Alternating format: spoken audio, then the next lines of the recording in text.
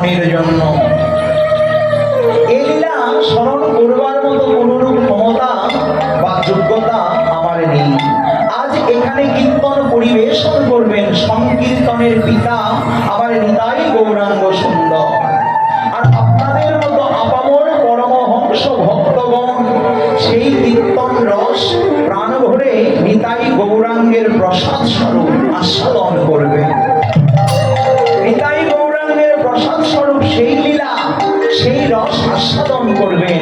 শুধুমাত্র এইটুকু আশীর্বাদ আপনারা আমাকে করবেন।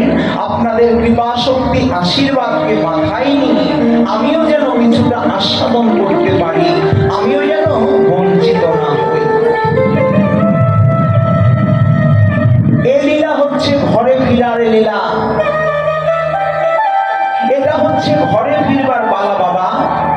আমরা যার যার ঘর থেকে এসেছি, এখন আমাদের সময় হলে যার যার ঘরে আপনি ঘরে ফিরে যেতে হবে। এই লীলা আমরা যতটা আস্বাদন করব, অন্তর দিয়ে অন্তরে অন্তরে অনুধাবন করব, আত্মস্থ করব, হৃদয়ঙ্গম করতে পারবো, তবে আমরা লীলাটি সম্পর্কে অবগত হব। এই লীলা হচ্ছে ঘরে ফিরবার লীলা। আমাদের হচ্ছে দুটি পালা, কি? একটি হচ্ছে আসার পালা আর একটি হচ্ছে যাওয়ার পালা। তো আমরা সকালবেলা সবাই এলাম, সন্ধ্যায় আমাদের ফিরে যেতে হবে কোথায়? না আপন ঘরে। আমাদের মতো ঘর আগে ঘরে নিবে কে? গৌর হরি মহাপ্রভু। আজ আমরা লীলার মাধ্যমে কিনা তাকে ঘরে ফেরাবো, সেটা কি আমাদের সম্ভব? আমাদের মতো ঘর ভোলাকে যিনি পথ দেখিয়ে দেন, ঘর দেখিয়ে দেন, তাকে কি ঘরে ফেরানো আমাদের পক্ষে সম্ভব? বলছে সম্ভব নয়।